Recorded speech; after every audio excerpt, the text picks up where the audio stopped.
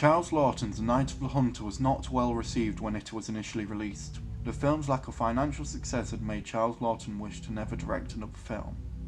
However, in later years, The Night of the Hunter has become a cinematic classic highly regarded by critics, filmmakers, and audiences alike. The Night of the Hunter focuses on Robert Mitchum's terrifying supposed preacher man, Harry Powell, in the search of a stolen $10,000 that his prison cellmate had hidden before his arrest. Harry's cellmate lets out just enough information regarding the place of the money his son John knows. As his cellmate is executed and Harry Powell is released, he goes in search of his cellmate's widow, Willa, winning her over and the townsfolk. However, Willa's son John is skeptical of Harry. Harry and Willa marry, but eventually Harry murders Willa. With his charismatic charm, Harry gains the sympathies of the town, claiming that Willa abandoned him and her children, John and Pearl. However, Willa's body is found in the river by an elderly man, Birdie Steptoe, who is friends with John. As Harry is alone with the children, he discovers the money is hidden inside Pearl's doll. But before Harry can commit to his murderous intentions, John and Pearl escape downriver. John and Pearl eventually escape to the home of Lillian Gish's Rachel Cooper, an older woman who provides sanctuary to stray and homeless children, but offers strict boundaries and rules. When Harry and Rachel meet, Rachel is unconvinced by his charms, which eventually leads to the climactic conflict. The police are called as Rachel wounds Harry and Harry is arrested. The cinematography in the film is haunting and atmospheric, with much focus on silhouettes that complement the film's black and white photography.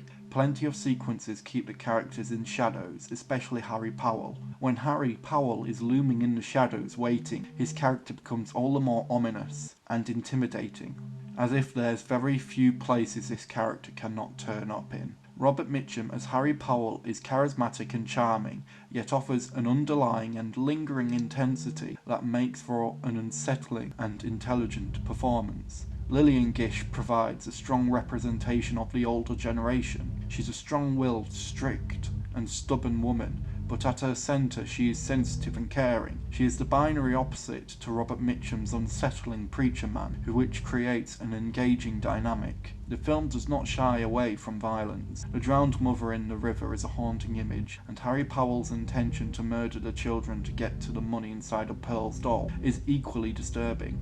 At the time of the film's initial release, the depictions and implications of violence were likely too intense for the audiences. This could be what contributed to the film's lack of success in 1955. David Gritton of The Telegraph states in his article that the most persuasive reason is that it was painfully out of step with its times. Mid-50s America was a prosperous, expansionist country, hugely upbeat and optimistic about its future. This twisted little morality tale offered a dark side of humanity that people didn't care to consider, and it harkened back to an era of poverty and austerity that most Americans wanted to put firmly behind them. American audiences had overcome traumas from war and were likely seeking lighter cinematic viewing with the rise of musicals and melodrama in the 50s. The depictions of violence, crime, orphaned and homeless children may have simply been too intense for the casual cinema goer. Another aspect to the film's lack of financial success could be the promoting of the film. Actor Simon Callow, writing for the New York Times, stated,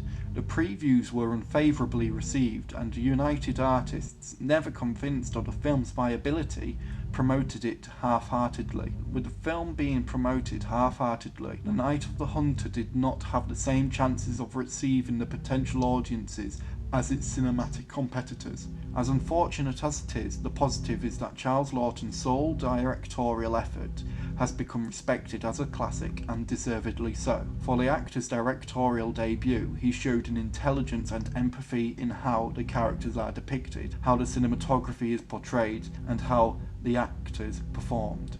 It's understandable why the film is loved.